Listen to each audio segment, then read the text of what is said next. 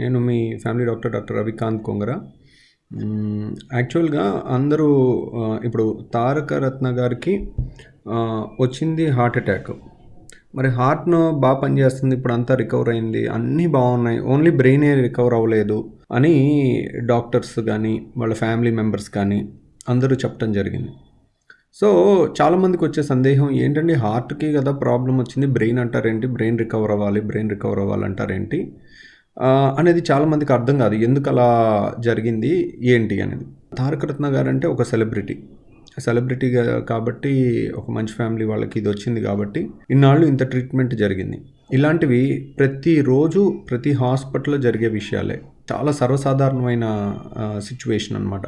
Massive heart attack వచ్చినప్పుడు brain damage జరగటం అనేది. దాన్ని ప్రివెన్షన్ ఎలాగనేది మనం మాట్లాడుకుందాము. చాలామందికి ఏం జరుగుతుందంటే ఒక సెలబ్రిటీ కాబట్టి ప్రతి క్షణం వాళ్ళని అబ్జర్వ్ చేస్తున్నారు కాబట్టి అనుమానాలు రావు.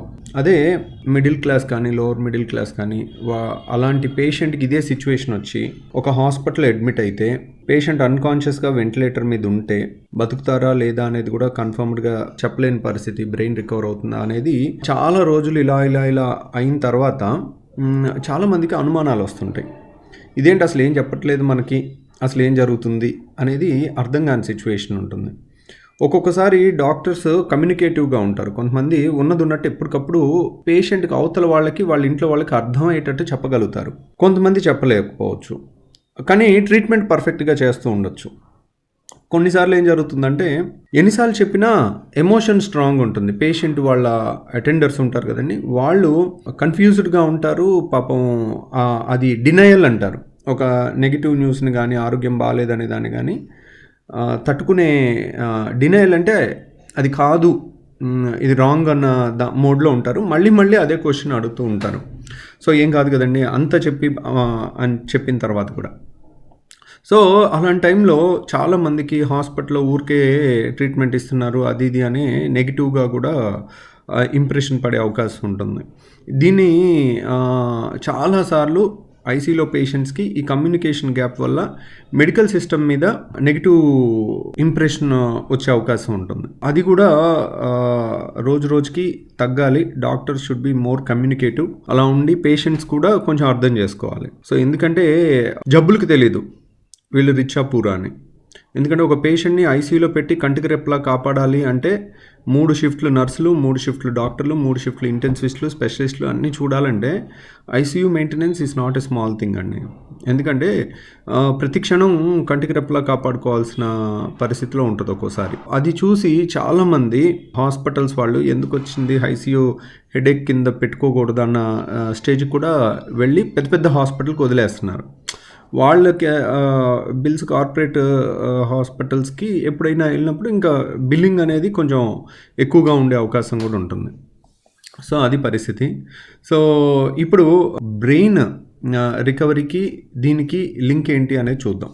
ఇప్పుడు చాలాసార్లు చెయ్యి ఇరుగుతుందండి, కాలు ఇరుగుతుంది. కాలుకు ఆపరేషన్ చేయాలనుకోండి, కాలుకో చెయ్యికో ఆపరేషన్ చేయాలంటే బ్లీడింగ్ అవ్వకూడదు. కట్ చేసిన బ్లీడింగ్ అవ్వకూడదు అంటే ఏం చేస్తారో తెలుసా? టార్నికే వేసేస్తారు. చేతికి దెబ్బ తగిలి బ్లీడింగ్ అవుతుంటే ఏమంటారు, ఇక్కడ గుడ్డ కట్టేయండి గట్టిగాని. గుడ్డ కట్టేసి మన బీపీ 120 ఉంటుంది. 120 కన్నా కొంచెం ఎక్కువ ప్రెషర్తో కనుక కట్టేస్తే ఇక్కడ బ్లీడింగ్ ఆగిపోతుంది. మళ్ళీ గట్టికి పట్టుకున్న బ్లీడింగ్ ఆగిపోతుంది అనమాట. అలాగే ఈ ఆపరేషన్ చేసే టైంలో కూడా చేతికి టార్నికీ వేసి ఇక్కడ కట్ చేసి ఆపరేషన్ చేసిన చుక్క బ్లడ్ రాదు. సో అలా ఒక్కోసారి 2 గంటలు కూడా ఉంచుతాము. ఒక్కోసారి యాక్చువల్గా 2 గంటలకు ఒకసారి ఓపెన్ చేసి మళ్ళీ క్లోజ్ చేయాలి. అలా కొన్ని రూల్స్ ఉంటాయి ఆ సిచ్యువేషన్ని బట్టి. అంటే ఒక చెయ్యి కానీ కాలు కానీ కండరాలు కానీ బ్లడ్ లేకుండా కూడా ఒక 2-3 గంటలు హ్యాపీగా ఉండి రికవర్ అవుతాయి, కంప్లీట్ రికవర్ అవుతాయి. పర్మనెంట్ డ్యామేజ్ ఏం జరగదు. సో ఇదే సిచ్యువేషను బ్రెయిన్కి లేదు. బ్రెయిన్కి గనక రక్త సరఫరా గనక 0 అయిపోతే వితిన్ 8 minutesలో పర్మనెంట్ డ్యామేజ్ స్టార్ట్ అయ్యి చాలా సిగ్నిఫికెంట్గా ఉంటుంది. 8 నిమిషాల తర్వాత నుంచి 10 నిమిషాల తర్వాత గనక బ్లడ్ సప్లై వచ్చినా కానీ కొన్ని పార్ట్స్ చచ్చిపోయి ఉంటాయి. బ్రెయిన్లో కొంత భాగం చనిపోతుంది. అంటే ఒక్కోసారి మెమరీకి సంబంధించి చనిపోవచ్చు. ఎంత పార్ట్ చనిపోతుంది అనేది 5 నిమిషాలు బ్రెయిన్కి బ్లడ్ సప్లై ఆగిపోయిందా, 10 నిమిషాలు ఆగిపోయిందా, 15 నిమిషాలు ఆగిపోయిందా, లేకపోతే 20 నిమిషాలు ఆగిపోయిందా, అయిపోయినప్పుడు సడన్గా హార్ట్ ఆగిపోతే బ్లడ్ సప్లై కూడా కంప్లీట్గా ఆగిపోతుంది. కానీ చేతులు కాళ్ళకి ఏం పర్మనెంట్ డ్యామేజ్ అవ్వదు, కిడ్నీస్కి అంత డ్యామేజ్ అవ్వదు, లివర్కి అంత డ్యామేజ్ అవ్వదు. కానీ బ్రెయిన్ది మాత్రం చాలాసార్లు ఇరివర్సిబుల్ డ్యామేజ్ ఉంటుంది. బ్రెయిన్ రిక్వైర్మెంట్ కూడా చాలా ఎక్కువ ఉంటుంది, అంటే నరాలు యాక్టివిటీకి ఎక్కువ ఎనర్జీ కూడా కావాల్సి ఉంటుంది అనమాట. సో అలా చూసుకున్నట్టయితే ఈ బ్రెయిన్ రికవరీ కొన్ని పార్ట్స్ డ్యామేజ్ అయ్యి అవి రికవర్ అవుతాయా లేదా అనేది ఒక్కోసారి 15 రోజులు 20 రోజుల తర్వాత కానీ తెలియదు. పేషెంట్, నేను చెప్పాను కదండి, కళ్ళు తెరిచి మనం చెప్పింది చెవులోంచి విని కళ్ళతో ఎక్స్ప్రెస్ చేయగలిగారంటే బ్రెయిన్ రికవరీ అయిపోయినట్టు 100% బయటకు వచ్చేస్తారు. ఇంకా అసలేమీ ప్రాబ్లం అనేది ఉండదు, రికవరీ కూడా ప్రాబ్లం ఉండదు. ఎప్పుడైతే మనం చెప్పిన మాట వాళ్ళ చెవులోకి వెళ్ళి కంట్లో వాళ్ళు కన్ను రెప్పేయండి అంటే రెప్పేశారంటే బ్రెయిన్ డ్యామేజ్ లేనట్టే. సో ఉన్నా కానీ రికవర్ అయిపోతున్నట్టు, కంప్లీట్ రికవరీ అవుతారు. సో కొంతమందికి మా చుట్టాల్లోనే ఒకళ్ళకి ఇట్లా హార్ట్ అటాక్, మ్యాసివ్ అటాక్ వచ్చి మళ్ళీ హాస్పిటల్కి వెళ్ళి సిపిఆర్ చేసి అన్నీ చేసి లేట్ అయిపోయింది. అది ఎప్పుడైంది, కార్లో హైదరాబాద్ నుంచి విజయవాడ వెళ్తుంటే కార్లో చిన్న యాక్సిడెంట్ లాగా అయ్యి ఆ టెన్షన్కి సడన్గా హార్ట్ అటాక్ వచ్చింది. అది నల్గొండ దగ్గరలో. వెంటనే గుండె ఆగిపోయింది, కార్డియాక్ అరెస్ట్ అయిపోయింది. అయిపోయి ఆయన్ని నల్గొండ హాస్పిటల్కి తీసుకెళ్ళి సిపిఆర్ చేయలేదు, వెంటనే హాస్పిటల్కి తీసుకెళ్లారు. కూర్చుని పొజిషన్లోనే ఉన్నారు. కూర్చుని ఉంటే బ్రెయిన్కి బ్లడ్ సప్లై కూడా ఎక్కువ ఉండదు. అట్లీస్ట్ పడుకుని ఉన్నారనుకోండి, ఉన్న కొద్ది బ్లడ్ సప్లై అయినా గ్రావిటీ వల్ల బ్రెయిన్కి వెళ్తుంది. ఎప్పుడైనా హార్ట్ అటాక్ అయిన వాళ్ళని ఎప్పుడు ఫ్లాట్గా ఉంచాలి. కాళ్ళు కొంచెం ఎత్తులో పెడితే ఇంకా మంచిది, కాళ్ళలో ఉన్న బ్లడ్ కూడా వెళ్ళి బ్రెయిన్లోకి వెళ్తుంటుంది కొద్దో గొప్ప. కాబట్టి అట్లా ఆయన కార్లోనే ఎరెక్ట్ పొజిషన్లో కూర్చున్నారు, కార్డియాక్ అరెస్ట్ అయింది. నల్గొండ హాస్పిటల్కి తీసుకెళ్ళి సిపిఆర్ చేసి అన్నీ చేసేసరికి హార్ట్ రివైవ్ అయింది. ఏది 20-30 నిమిషాల తర్వాత జరిగింది, అది హార్ట్ రికవర్ అయ్యింది.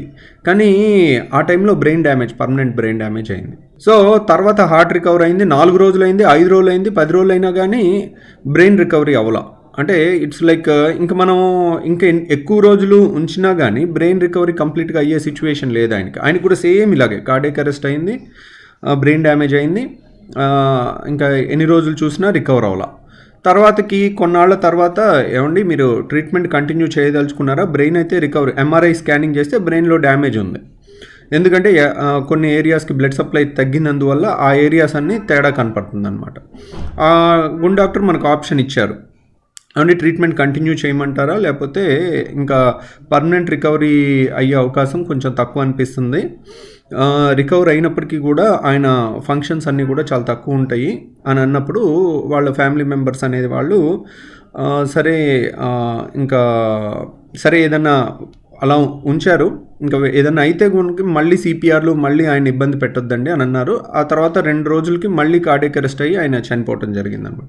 ఇది సిచ్యువేషన్, ఇది సర్వసాధారణంగా ప్రతి గుండె హాస్పిటల్లో జరిగే సిచ్యువేషనే అనమాట. కాబట్టి ఇప్పుడు మనకి ఇక్కడ తెలుసుకోవాల్సింది ఏంటంటే, హార్ట్ అటాక్ వచ్చినప్పుడు కౌంట్ డౌన్ స్టార్ట్ అయ్యేటప్పుడు అప్పుడు ప్రతి ఒక్కళ్ళు ఏంటి, తల ఫ్లాట్గా ఉండాలి, కూర్చోబెట్టకూడదు, కాళ్ళు కొంచెం ఎత్తులో పెట్టాలి, సిపిఆర్ చేయాలి. సిపిఆర్ అంటే నేను డాక్టర్ని కాదు కదా, నేను నర్సుని కాదు కదా, నేను పారామెడిక్ని కాదు కదా అని అనుకోవచ్చు. అంటే సిపిఆర్ ఎలా చేయాలి, సిపిఆర్ వల్ల డ్యామేజ్ చేయకుండా చేయాలి. మళ్ళీ ఇష్టం వచ్చినట్టు నొక్కారనుకోండి, అది ఇంకో వీడియో చేస్తాను. What should not be done in CPR. ఎందుకంటే ఇప్పుడు అందరు మనుషులు ఒకేలాగా ఉండరు. ఇప్పుడు చిన్నపిల్లలు ఉన్నారు, బక్కపల్చని చిన్నపిల్లలు ఉన్నారు, వాళ్ళకి బాగా లావు ఉన్నవాళ్ళు సిపిఆర్ చేశారనుకోండి ఎముకలు ఇరుగుతాయి. సింపుల్ జాగ్రత్తలు తీసుకుంటే చాలు. ఆ సింపుల్ జాగ్రత్తలు ఏంటి అనేది నేను ఇంకొక వీడియోలో, what should not be done in CPR, what basic simple things, పేషెంట్కి ఏ విధమైన హాని జరగకుండా, బ్రెయిన్ డ్యామేజ్ అవ్వకుండా ఒక 15 నిమిషాలు అంబులెన్స్ వచ్చే వరకు పక్కనున్న వాళ్ళు చేయటం ఎలాగా అనేది మనం చూసుకుందాం. అది ఇంకొక వీడియోలో, నెక్స్ట్ వీడియోలో చేస్తాను. Thank you very much.